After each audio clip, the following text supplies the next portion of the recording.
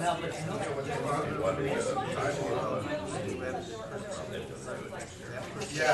right. That's the hard part. It's a wreck. No, that's it. They'll be part of the scout team. We're going more often. Yeah. Wow, grading team. Now, of course, it's got customers. Homophobe. Star. Yeah. I know. You got to build a So this. I suspect that's What are we doing? Can I go find the that saves it. and it goes blocked and bounces. I think. Oh, I guess I gotta get logged back.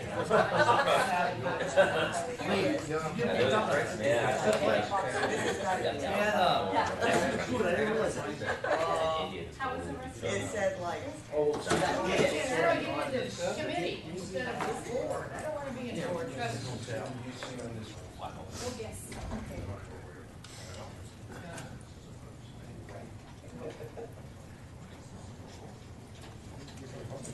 Okay, so we're reconvening on the, oh, yeah, got the thumbs up there.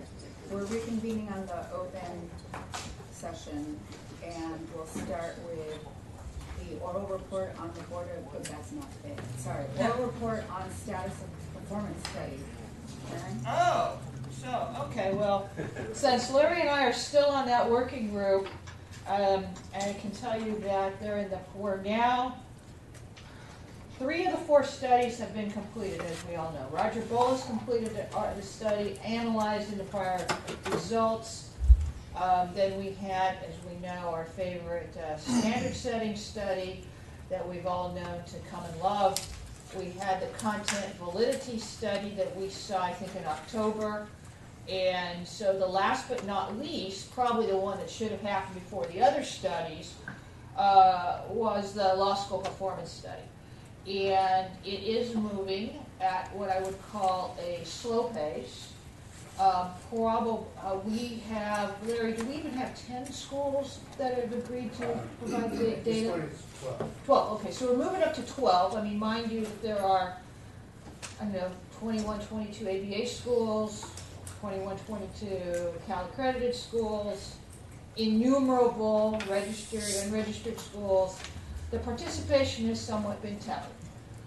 To get that participation, though, required some accommodations that neither Larry nor I participate in the decision-making process on. And just as a background, what we originally were trying to do, and Roger Bowles is in charge of the study, is he wanted to look at the best performing year and then compare it with 2016. 2008 really being the highest, when we had the highest overall pass, and determine what's going in, because that's the question we can't get answered, right? Is how is their performance during the law school years? We have no idea because we don't have that information. And we were going to compare, and this is based on our psychometrician's analysis, 2008 to 2016. Well, we had a number of law schools that said, we're not going to participate. We wanted 2013 to 2017. And my understanding is a condition to get the additional law schools to participate, the cohort's now been changed from 2000 to 2013 compared to 2017. I don't know how that's going to shake out. I'm certainly not a psychometrician, nor do I play one on TV. But it is interesting, and I will say this, is knowing that this is being webcast, I'm disappointed, again, with the willingness to continue to, frankly, kneel down at the request of the law school deans. And that is a continued problem that I think we don't have any control over, because these decisions are made way above my pay grade, outside of our involvement on the working group, and it remains a problem. I'm hopeful, I will continue to be hopeful, that that participation, even at getting the information for 2013 and 2017, will provide meaningful information. But it is not what the expert wanted. And it's not, in my opinion, what we needed to have a fair start in terms of evaluation. Larry, do you have anything to add? Yeah, look, what precipitated this was the fall off in scores, combined with the ABA saying that ABA schools may have to have a 75% pass rate. The deans had long wanted to have a lower pass rate. It is possible that there actually ought to be a lower pass rate. But the question was, why has there been such a precipitous drop in passing scores? So we started with the standard setting study. And the standard setting study said the pass line is okay. It could be lower, it could be higher, but it's not the problem. So then the question was, what is the problem? And what we were told in Palm Springs a year ago was a major cause for the drop in passing scores was schools are taking lower and lower LSAT scored students and putting them into the system. There's a whole lot of things that go with that, but so the question we wanted to ask though primarily was, is the drop in LSAT scores a cause or a major cause or the cause of the precipitous drop in pass rates? And so, as Karen said, what we started with was 2008 was kind of the pinnacle, the highest passing score year. And 2016 was the bottom. And so what we were interested in, at least what I was interested in, is if you looked at the LSAT scores at the highest, and as they drop, is there a corresponding, cause and effect for the lower pass rate? And I think what happened was the law schools, legitimately or not, were reluctant to give us 2008 information. So what they agreed to was, we'll give you 2013 as a starting point. To me, that's kind of an unfortunate political decision, which is we need to have something to measure. The 2013 to 16 or 17 is measurable. Roger says he can measure it, so we will have something to show. But to me, it doesn't satisfy the actual thing that I thought we were asking, which is top and bottom, and is there a corresponding relationship between LSAT scores and the pass rate from start to finish? So the study will report something, presuming that the schools, the 12 schools, 11 ABA, 1 not ABA, and more participate now that they've got something that's more agreeable to them. But I'm not sure that it actually measures what we were hoping to measure.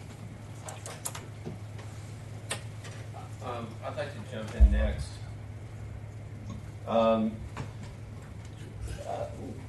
The last I checked, this body, we are the regulators of the law school, no matter what Hillary, WASC, or some other group might come to the table, or IBA otherwise. And we are not able to do that under the current environment. These backroom deals with the deans, without our representatives, no matter how much we're promised, and then that is just ignored, undermine our ability to do the work we're doing. These discussions need to happen publicly around this table with folks who actually are experts in this area, not elsewhere in this building. The deans have continuously sought these kinds of changes, and there is no reason for the regulator to bow down to the someone help me, regulate. And the fact that we know nothing about that around this table is very disturbing. I do not work this bar as appointed by the legislature to do a job here that I continually thwarted in doing. And so that's very frustrating. And I would like to see those facts, those conversations come back to the table, and let this body decide and with others who maybe like to join us at this table. But under the light of day, those decisions should be made. So this study, once and for all, is not watered down like some of the others were watered down, but that we can actually get these studies done in an appropriate, effective, and efficient manner. And if some of these schools won't participate, well, then bring it on. Let's have that discussion. Okay, thank you. Yeah, I was just going to say that I think, the reason for changing it was because we weren't getting enough schools under the initial design, and so we wouldn't have been able to do any study because there weren't enough schools providing data. And so the only way to even do any sort of portion of the study was to go to the 2013, 2017, and I think you definitely will get some information, but not maybe the same information you might have gotten if you went back to 2008. So, on behalf of all administrative people, I would say it's not an easy job to go collect all this data for students who are long gone from the schools, and the way that schools keep their records and things like that. So I think a lot of the reluctance with regard to providing some of the old data was just because of the way the schools keep their records. It was almost impossible to provide. So just to say some of the reasons with regard to, I think, why there was changes. And I think, as George mentioned, that the CALs decided, I guess, on their own that they were not going to participate because, I think you heard it during those of you who were here for the Law School Council meeting, because they feel like they use the schools that collect LSAT scores, which are, at least the last count we had, there were all of them except for 2, use them in a different way than ABA schools. So, I mean, that was their reasoning, good or bad, but that's why they are not participating. So, if I could add too, and the unaccredited, and most, I believe, don't even require LSAT scores for admission. I mean, from their perspective, it may be a little apples and oranges. I mean, as I understand the study, the LSAT score is going to be a very key metric to judge the relative qualifications or abilities of students through the year. So if they don't have that score, or they're not used the same way the ABA schools are, I'm not defending it. I'm just saying I think that's a large part of the reason for, and also having significantly smaller classes, they feel that the data would be skewed in a way that would be favorable. It wouldn't be fair to them to compare them to the far larger ABA schools. So that's what we've heard. Karen's next. Yeah, so I had a question, and this is just going on a go-forward basis. I remember, and I don't have Dr. Bullis's report now, but I remember being somewhat surprised that we, as a bar, there's been a period of time when we haven't had access to data, meaningful data for law students. Is that going to change on a go-forward basis by that, so that you're not having to go back, but we have this information on an annual basis, what the admission is, because that would be helpful if we're going to be expected, as we now are, to do regular studies of our the bar exam. And so we don't have to always do this. If we're going to be able to get a regular access to information concerning law schools and law students' performance. I think that's certainly worthy of further discussion, and it's something that, for instance, you could ask on the bar, when they first register for the exam, when they first register as law students, they basically, it's at that point that they provide the gender ethnicity information, which is put into their file blocked, and no one can see it except certain people who have the key. But you could add some additional questions. Now, the problem has always been with the collection of that data that it's self-reported. So people may report all sorts of things that are not true, but that's the best we have. I don't believe, we were previously at a point where we gave the file to the LSAC, and they gave us the LSAT, and there was some agreement there, and then that went away because of the standard litigation, because we couldn't guarantee that we could keep the data they were providing confidential. So I think that it's quite possible, and you should consider that, so you don't have to rely on the law schools.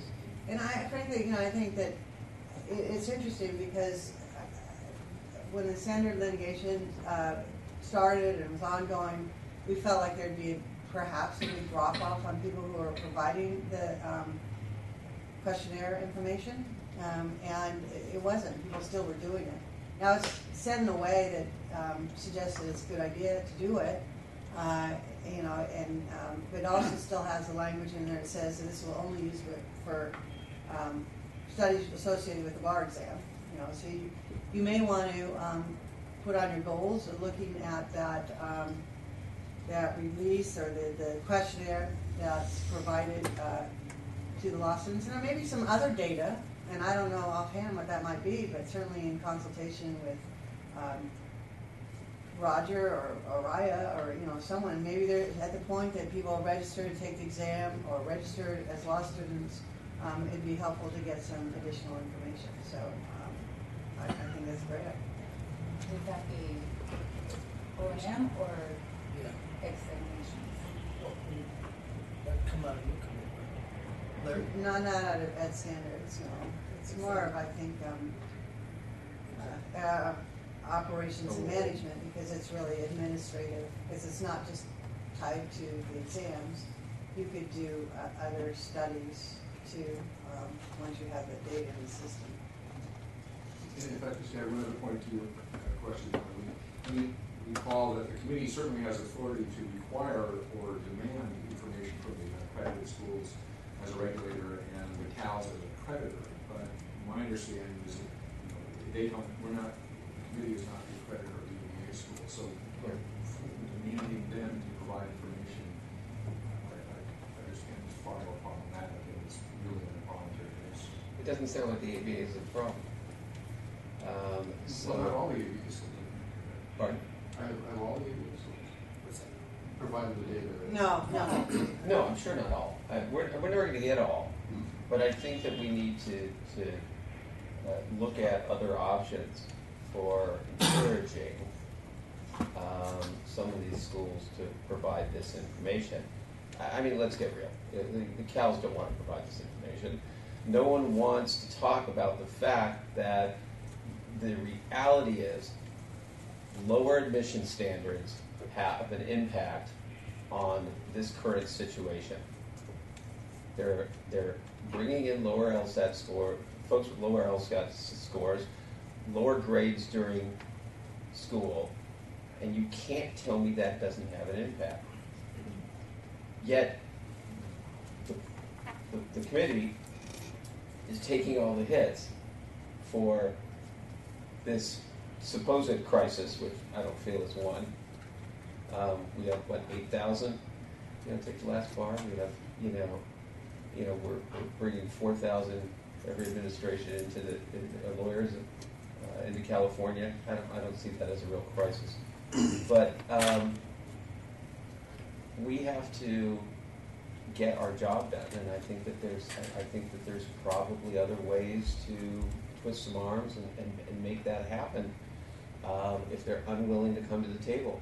Because they kept saying, "Oh, we're going to work with you. We're going to work with you," and that just has not turned out to be the case. And some of these excuses just don't float with me. Okay. We have, I guess,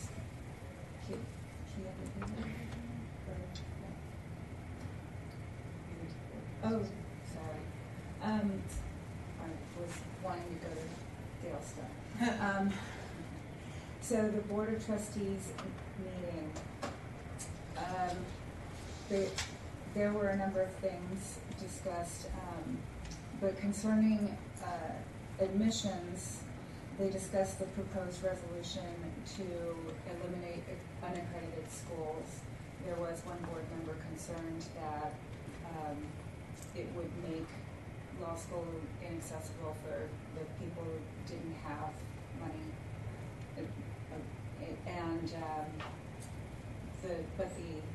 board did vote to eliminate the unaccredited schools and have them become compliant. It was made, it was shown that basically, like, the biggest thing was they would have to comply with the passage rate, the bar passage rate. And, you know, the new rules were explained. And we also talked about off-site and internet schools.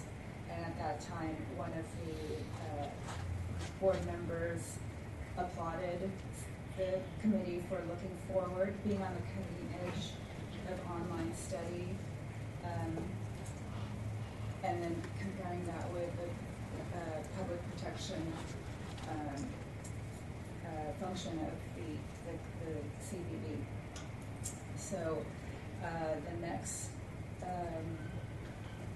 they also discussed the 6 units of competency training. That was another change that we had approved. They discussed the content validity study, and that one again, same discussion that we've always heard. There was a report about the bar exam and the number of takers and the posting of scores, how legislation had changed, and the ability to now post the scores publicly. And there was some discussion about the law school council and an advisory committee related to bar exam and law school related matters.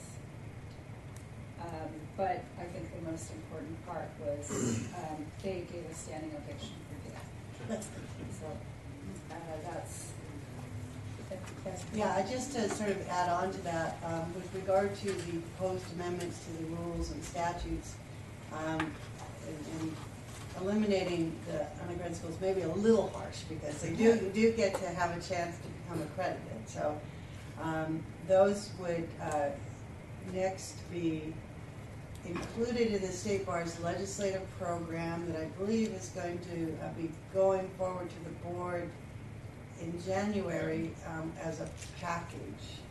And then the part that has to do with amending the court rules will be coordinated by the Office of General Counsel. And it's, and I think we've talked about this before, it's a little, okay, what goes first, the legislation, the court rules, and all of that, but that is being coordinated by a department here in the State Bar. So the board has approved those rules in principle, in the sense of, you know, final approval has to go to the court and to the legislature, because it's only after they act that, in fact, the State Bar rules, which the committee and the board have authority over, would be changed. And the report on the content validation study, essentially, you know, the committee's board agreed with the committee with regard to, you know, let's not change anything at this point. And then that report was encompassed in the report that was submitted to the court yesterday on time, and I sent it to all of you, but I'm sure you read it last night while you were sleeping. But it did get there, and Leah's here. Is there, maybe you want to talk about that report at all, or no? No, I don't think it contains any new information. It's just a summary of what has been provided or completed to date, and then a brief discussion on the next steps that have already been discussed, specifically the California job analysis. Yes. A question on the board trustees meeting. At our last meeting, we approved a blue ribbon committee to look at future bar studies. Well, you actually did not. Okay, we approved the concept. You agreed to talk about it further. Right, and you were going to go to the board of trustees and discuss it. Well, I believe that discussion will take place later this month at the group that's meeting with the working group of the committee and the board members, and sort of next steps, if any, with regard to any blue ribbon. And I wanted to note, no, it's okay. You still on the board? What? Are we still on the board? Yes, we're still on board. Those groups that are going to be, whether it's general counsel or whoever, taking this further to the legislature, are they working with this committee at all, or is that all happening separately? As That's far as something that will be the language and discussed. developing that language and developing what moves forward. As we've seen, sometimes when we move language forward, get some unintended consequences, and having an appropriate and knowledgeable group at the table, it's never a bad thing. And again, having it done and open is behind closed doors. No, I think, the rule changes are the rule changes. So I don't think there's any plan to change any of that. And how it's packaged, if you will, will be in consultation with several different groups. So, and that will be discussed later on this month as well. Okay, update on the psychological interventions project. If you recall, we had a presentation from the researchers several months ago on the psychological intervention project, and essentially that is a project that would invite applicants to participate in a project where you could get some intervention with regard to preparing for the exam, and more psych-up intervention, not the answers to the questions or anything like that, but trying to calm the fears and the anxiety and things like that. And so where that is the group has been working with State Bar staff, the project managers, to discuss if this were to happen, how to ensure that data was kept confidential, and essentially, is there a way to package it so if we release it to that group, and it may then be something else that some other group wants, we would be able to release it with no concerns with regard to being able to ensure the confidentiality of the applicants. And then this would be in connection with the July 2018 bar exam, and essentially applicants who would be applying for that exam would be invited to participate. They would be linked to another website altogether, and then they'd fill out the information and the release and all of that. And then that group the project group would take over from there. And I believe it's going to a board of trustees group to get some approval in advance, and that needs to take place fairly soon, because if it's in connection with July 2018 exam, we actually publish that application beginning of March 1st. And so we have to finalize the application and everything before that.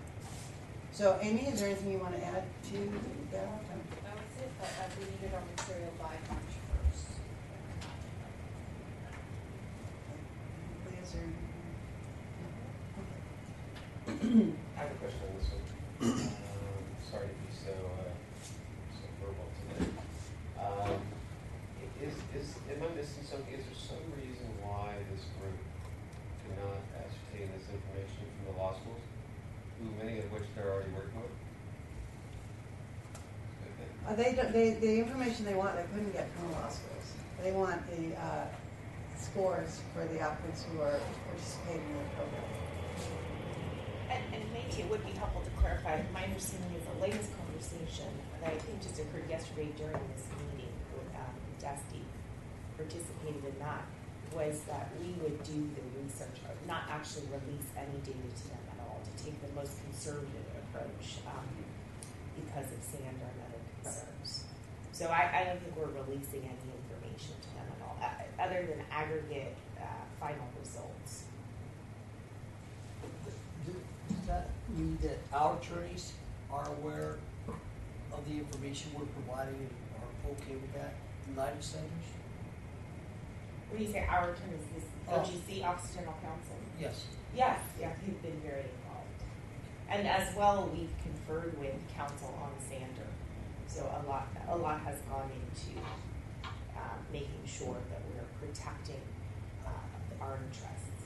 And it would be good if some of that was brought again back to this body, and some of those details, so we can have that better understanding. Because, again, it's just moving forward, and we just get these little sound bites.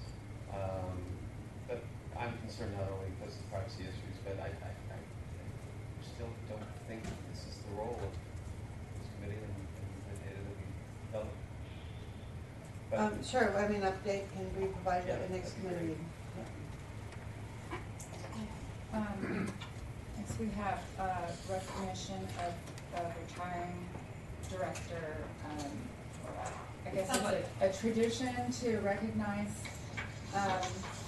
the retirement of people from the admissions office. I guess we have to. So Gail Murphy will retire December 28th of this year from her position as Director of 3 Admissions after 37 years with the State Bar, the last 12 as Director for the Office of Admissions. So it's recommended by staff that the committee acknowledge her retirement and that we direct a certificate be prepared and presented to her. So do I have a motion? Yes. Yeah. Do I have a second? Yes. All in favor? Aye. All opposed? We're opposed to her retiring, but. And any abstaining? That passes. And in the fastest motion ever executed, we have a certificate. That is fast. And that, Yeah. we have to show it. Okay. We have to show it. Yeah. Okay, this is Wait, all stop, good. wait, Give me a stop. second. Wait a second. Wait a second. There you go. No, come here. All you guys. Okay. Give me a second. I have to get closer. Give me a hug at. wait, get in there, David. Okay, David, get in there. You can only see my signature. Watch that hand. Okay, yeah, watch Sexual your harassment. Go on Facebook as soon as I finish this. Excellent. Thank you. Congratulations.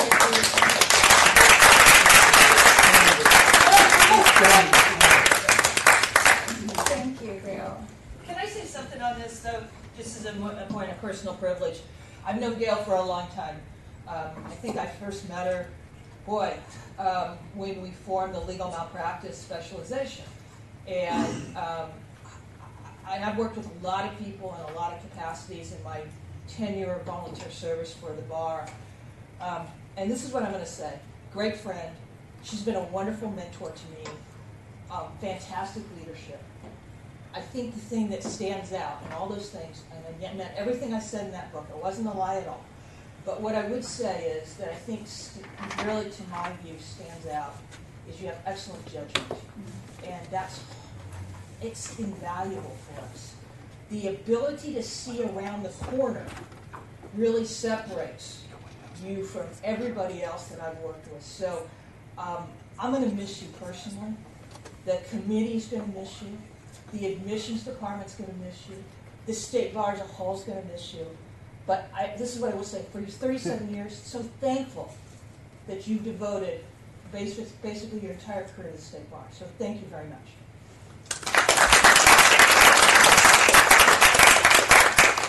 For anybody who wasn't, I think there's a few people here who were not here with us last night. I have a copy. We'll keep their mitts off yours and keep it clean. But of our book that we gave Gail, and last night was wonderful. The former chairs that all came out in force were a testament to what Gail has been able to accomplish here and in this state. And I know, I think my time here is long, but and after 17 years of friendship and guidance, I'm going to read this because it's going to be easier for me. and we couldn't hear last night, so I couldn't say this then, but you are the most hardworking and talented and intelligent individual that I've met in years of working at different committees and commissions throughout the state. You are truly dedicated to finding comprehensive solutions to the state admissions process. You encompass all the best qualities that define an executive. You are skilled, experienced, ethical, and I say without hesitation, again, the finest staff person this state or this building has ever seen. For 37 years, you have impacted hundreds of thousands of people, and you've made a consistent effort to expand and improve this office and work that's done here. Your ability to rise above the external and internal organizational egos and agendas and work toward a collaborative agenda with common goals and benefits is laudable and amazing. I never, as opposed to do that. I am in awe. You enrich the work atmosphere with such a positive and energetic presence and created a fun atmosphere, while at the same time working seriously to accomplish the task at hand. Along with your moral passion, professional and personal skills, and ethical advocacy skills, your sheer dedication is amazing. You will be a void in my life. I've gone through births and deaths, marriages and divorces, and ups and downs, and we've done that together in your life and in mine. And I value that. We don't always agree, God knows, but I have learned so much from you. And again, there'll be a void around this table that I yourself yeah, seriously. So I want to thank you from the bottom of my heart for everything that you've done for me personally and for this building. Thank you. Madam Chair, may I speak on behalf of staff?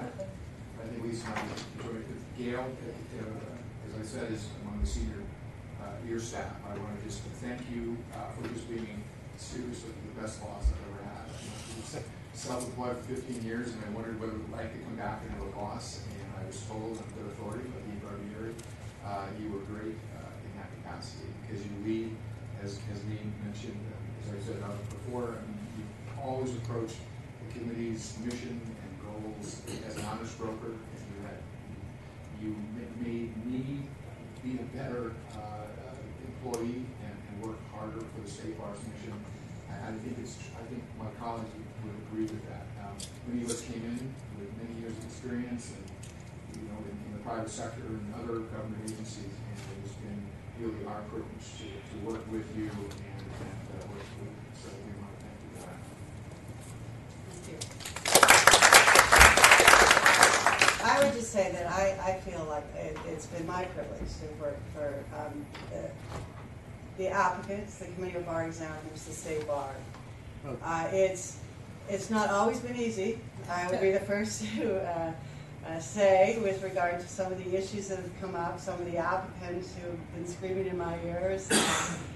But there's always a new challenge, and for a lot of the challenges to come along, it's like the third time around. But that's okay, because maybe that third time around, the environment is right, and you can actually change things, and things will work differently. And a good example of that is the Admissions Information Management System, AIMS, that we talked about yesterday.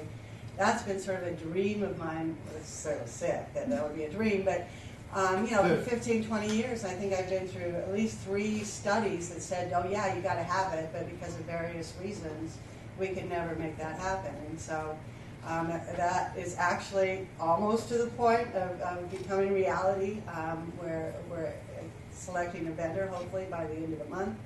And so things do happen. It just, in this world, it just sometimes takes a long time. And I think that the 2-day exam is another example of, you just got, that issue came up, I think, at least 3 or 4 times during the course of my 37 years here. And for various reasons, it didn't happen. And I really did not have feeling one way or another in the sense that I had to keep it just like it was, or I want to make it easy for everybody.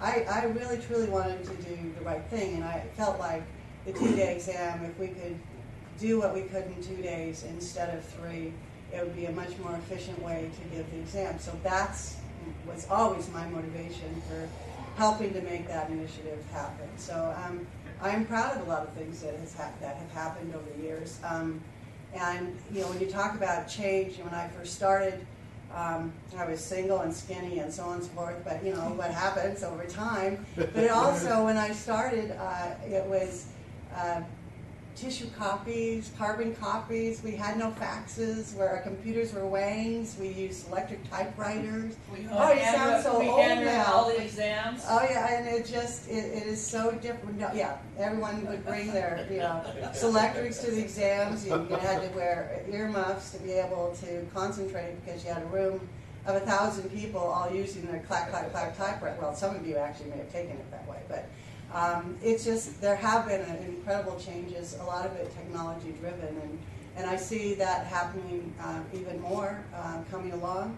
In fact, the national conference is seriously studying putting the MPRE on computer-based testing mode. So things happen. They sometimes take a long time, and I think the dedication that this group and all the committee members before you have toward protecting the public and trying to do right by the applicant is really laudable, and we should.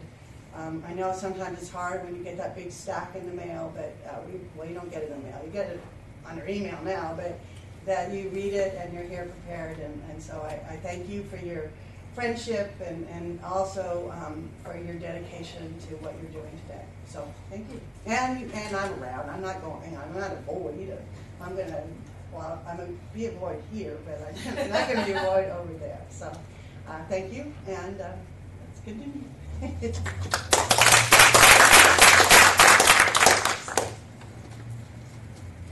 So her work here is, now we have a 2-day exam and your work here is done, right? It's done. All done. So let's see. Minutes, yes. I'm sure everybody read the minutes. October 13th and 14th, 0101, and we need to approve those. I'll move to approve. All in favor? Aye. Any opposed? Any abstaining? That passes. And you do Mike again. Okay, so for the key indicators, they're just there for your information. We continue to receive applications, process them, and so forth. You have the schedule for the February 2nd and 3rd committee planning meeting. It will be in Los Angeles. Staff will be preparing special sessions with regard to various issues before you, and so that information will come to you later. The release of results from the July 2017 California Bar Exam. I think that everyone knows that the pass rate was up, but of course, that people are not just happy with that. The issue of whether we used completers versus takers has arisen, and as I think was discussed yesterday, you will take this topic up again next meeting to decide what is the best way to report statistics to law schools, to the public, and to everyone else. Because it's not as easy as people might think, depending on what kind of purpose that you're looking at with regard to providing the statistics. So I think people are a little confused with regard to what we were saying. It actually started with the February exam, but only started coming up as an issue beginning with the release of results from this exam. We did have a slight delay in the release online of the results, and what we usually do on that Friday evening is we sit in the IT room and we watch the counter on the internet, and it's just pretty amazing because all these people are trying to get on the internet to see the results, and it just goes up, it was like 400, 4,000, it just, as we get closer to 6, and then, so it got to 6, and then we tried to go on, and started looping around to the same results page, and then we were going, something's wrong here. So IT, of course, was there, immediately tried to fix it. In the interim, they put up a PDF list, which apparently they had in hand, but it wasn't the best presentation of the results, because it was by applicant number, file number, and that was the first time we'd seen it. But it really didn't matter, because within 20 minutes, the whole system was back online, and people could go in and look at the results. So what we decided, we're going to relook at sort of the backup method to make sure we have the right kind of list to post if there is some sort of issue with being able to put in your number. Although ultimately with the new computer system, what should happen is that applicants would go right into their status screen and see whether their name is on the pass list or not. So we wouldn't have the same sort of vehicle, if you will, to get to that information. The other thing that happened that was new this time was the pass, well, not really new because we used to do it, but we did publish the pass list of all the applicants beginning on Sunday morning at 6 a.m. And that worked without any problems whatsoever. And so I think that, generally speaking, it went pretty well with regard to the release of results. We're gratified that the pass rate is up. With regard to analyzing that report will come later. And then we basically now are hearing from the people that want us to relook at their papers because they can't believe that they didn't pass the exam. So we're looking at them to see if there's any issue that should be brought to you. But at this point, it doesn't seem to be any kind of widespread, a lot of people saying this about that. So it looks good. And a particular challenge for this exam was having over 1,000 more applicants than we did last time. And I think Greg's crew and Lisa's crew with regard to grading, and Greg with regard to administration, did the best job they could under the circumstances of trying to accommodate people that we thought a few more might come because they waited out to take a 2-day exam instead of a 3-day, but certainly we have no idea where all those people came from. But again, that report that is done after the exam should discuss that in more detail. So that's exciting. And then, of course, many of you will be going to the admission ceremonies, and thank you for doing that. And I think for those of you who have done it, it's just such a heartwarming event to participate in. You may get booed at first, but really they like you. So I hope you enjoy the experience. Just blame it on someone else. Yeah. So with regard to the pass list to the law schools, they did go out on the 22nd of November. That would have been the pass-fail list from the last 2 years, 16, 17, or that was for the bar exam. And it would indicate whether the applicant allocated to their school passed or failed, and then what if they were a first-timer. And then the schools basically have a chance to challenge the allocation of some of those students.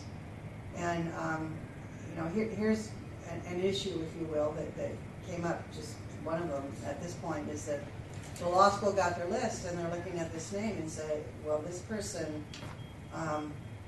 doesn't belong on the list. Well, it's because this person actually passed a bar exam before, but it was 5 years ago.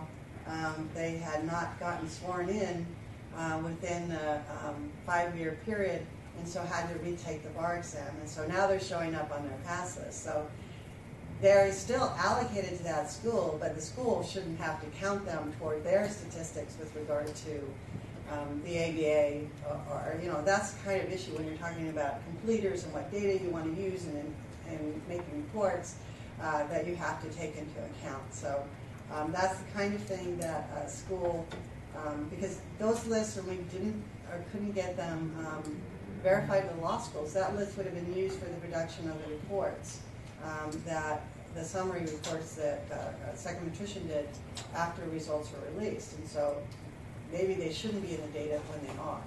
I will tell you, however, the reports that were released for February, I have verified that those were, did contain not takers but completers for the law schools. So they were at least consistent with what we were saying in our statistics. And what is the new wrinkle, if you will, is the whole pass-fail list of the law schools doesn't indicate if they were a completer or not. So that's what we have to resolve to make sure everything is consistent. The other thing I think maybe you want to talk about, who was there, was the report on the law school council meeting, which was held yesterday. Anybody want to do? I mean, Thursday. And related to related to this and prior the schedule for February, can I safely assume that the RAC will happen on Thursday? Yes. Well, the law school council met on Thursday as well. This last Thursday, the law school council met from 1 to 3, and then RAC met from 3 to 5. And I think that same schedule is contemplated for February. And this meeting, the law school council essentially discussed. Ron P. came and gave a report on the reports. And also, the council discussed making changes to the functions that and how many meetings it should have, and so that will come back to them. Some amendments to a historical charge, if you will, for the council that was adopted by the committee, and I think the Board of Trustees was advised of it as well back in the day. I mean, we're talking over 30 years ago. So this is good because I think we've got the school sort of engaged, which is great for going forward. I think other issues were discussed, such as, if a dean wasn't available, would it be appropriate to have someone from the school or from the category of school come to the meeting to represent that person and be able to vote if there were votes taken. So that was discussed. I don't think it was resolved, but they talked about it. And then also mentioned that they could assist with the planning of the next year's law school assembly meeting, which is the meeting of all the law school deans, and decide what would be helpful to have on that. And I think, for instance, the psychological interventions project, the idea is to start here and then eventually have the law school sort of take that initiative over. And so to make a presentation to that law school assembly on that might be a great idea. So anything else at the council meeting that was there? Anybody else? What's that? She talked about the psychological. But I think also there was a nomination to replace a couple of members. We elected, they elected. Mitch had been elected, but I think there was. They decided to try a slightly different. They haven't concluded exactly how it should be done in the past, but the way that it's been done historically is we sent a ballot out with all the law school deans' names for each category of law school, and they would vote. And then whoever they voted for would never show up, in some cases, not all cases. And so we agreed there was a resignation, and then a couple of deans need to be replaced for various and sort of reasons, is that we would develop a ballot and do the same thing, send it out, but before sending the name on to the Board of Trustees, we would ensure that person was willing to serve. And then the other idea, the way the original sort of functions were set out, the ABA public and ABA private law schools were separate categories, which made it problematic because there were only, for a long time, only 4 deans that could be taking 2 positions. And so the concept to be explored further is collapsing those 2 categories into one and just have ABA law schools. And as far as the number of representatives, right now I think it's a 4, or no, it's 6. Whether that should be reduced to 4 was something to yet to be proposed. But the original numbers were related to the enrollments at those kinds of schools, and so that may be no longer a way to do it. The other categories that they talked about collapsing were the unaccredited schools, because right now there was one designated representative from a fixed facility school and then one from the distance learning / correspondence. And so I think the idea was just to have 2 representatives from the unaccredited schools, no matter which kind of school they were from. So that happened at the law school council meeting. So that would be it. That's also when the discussion about the 11, where did the 11 come from? And they brought up the stats, whether it's complete or just taken.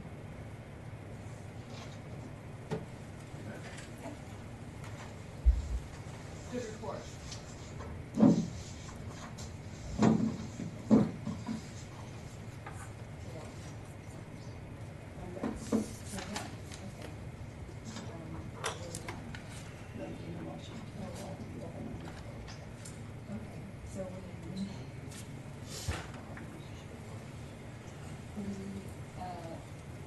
We need a motion then to adopt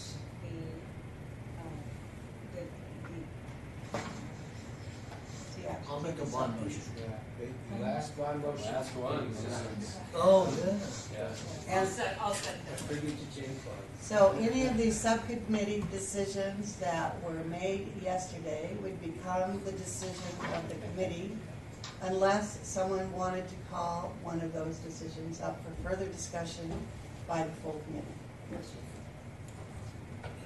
And there's one item I'd like to at least talk about, but probably should be in closed session. Okay, so you should take care of the open, and then we can go into closed session for the adoption of the closed session items. Okay, so can you say the motion? No. I move that all of the open session items that were approved by the subcommittees yesterday be adopted by the full committee. Second. All in favor? Aye. Any opposed? Any abstaining? So, So open session items. open session is